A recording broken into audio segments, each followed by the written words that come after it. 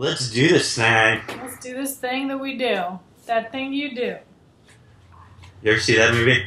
Oh yeah, 1,000 times. Hi everybody, my name is Janet. And my name is Mike. And welcome to the book report presented by the Millions. Mike and I are here to talk to you about books that we've read lately. Lately, I've been reading a lot of very depressing books. And I was going to talk about one of those. It's a really depressing book that takes place in a war-torn country. And is long. We've really narrowed it down to all of contemporary fiction. Exactly. That's why I had to go back to the 70s to find this book that I've read and enjoyed many times, but I just reread, called Cruel Shoes by Steve Martin. These are just very short, absurd comic stories that make absolutely no sense.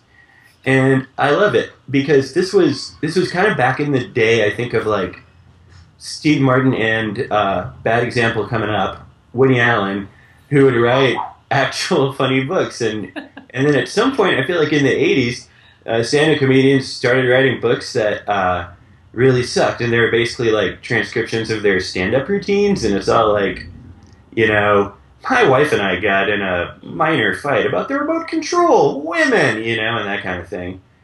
I learned a lot from Paul Reiser's Fatherhood. Yes, or Jerry Seinfeld's Seinlanguage. Here's a short piece. I can read it in its entirety because it's short. It's called Shuckin' the Jive. And it goes like this. The crazy bastards were going down to the pool hall to play a little pinball when their car exploded, blowing everyone to smithereens. Some of Tubby's flesh flew off to the side of the road, and in time nourished a sunflower growing there. Soon the sunflower was eaten by a horse, and the horse was eaten by some hobos out for a wild time. Then one of the hobos met an eastward wandering Canadian guru. But before anything significant could happen, the hobo died, being attacked by a dog heart in a scientist's laboratory. The death was listed as a heart attack, then slavery was abolished. And so that's it. Sometimes I just kind of want to read something and laugh and not have to think about Dick Cheney, you know, or whatever your people are. Are you usually thinking about Dick Cheney when you're reading books? I'm usually thinking about Dick Cheney when I'm doing anything. He knows why.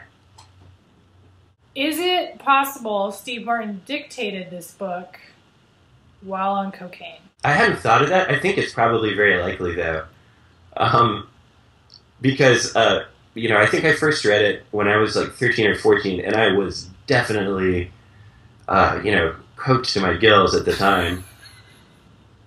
I grew up in a Bret Easton Ellis novel. Just loved that shit. Couldn't get enough. Nose like a vacuum cleaner. I read The Museum of Mistakes by Julia Wertz. The Fart Party Collection. See, and I thought mine was going to be the most lowbrow one. Oh, no. Yours has fart in the title. Got you again, shout. Better luck next time. Julia Wertz is the artist. For several years, posted a webcomic called The Fart Party. And it kind of is about her, it just chronicles her 20s. Different comics will be about, like, phone calls with her mom, or, like, eating too much pizza, or how much she likes biking, or how awkward it is to be at conferences. I liked a lot of it because it seems like we're about the same age. Like, at the time that she was producing Fart Party was also when I was like working at a bookstore and living with roommates and eating burritos every night. Yeah. Stuff like that.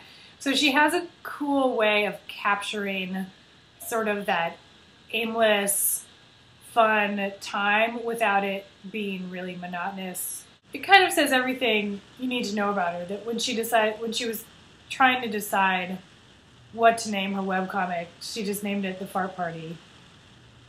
And then like was stuck with that for 10 years and was like, yeah. Her story of her mid and late 20s reminds me a lot of my own. And so I kind of like wish that she was still doing a comic about her life, because I wonder if like we're still the same. Yeah, exactly. If we're still on the same track. Yeah. Because a lot of this, like, I liked this a lot, but I was like, man, I would have loved this 10 years ago. We need a break from all the problems. That's right. And this was our week. We get one every year. I'm really glad this landed on the same week, because I would have felt bad if, like, I had read the Fart Party collection and you had read, like, Beyond the Beautiful Forevers. Please note that if you don't like these faces, you can now listen to episodes of the Book Report on SoundCloud or subscribe to it as a podcast on iTunes. However you watch or listen to us, we will be here again next Friday with more of this for you. We'll see you then. We'll never walk alone, Janet. You'll never walk alone, Mike. Maybe you're listening to my voice right now on one of those things and you can't even tell that I'm making a face at you. Oh, they're lost.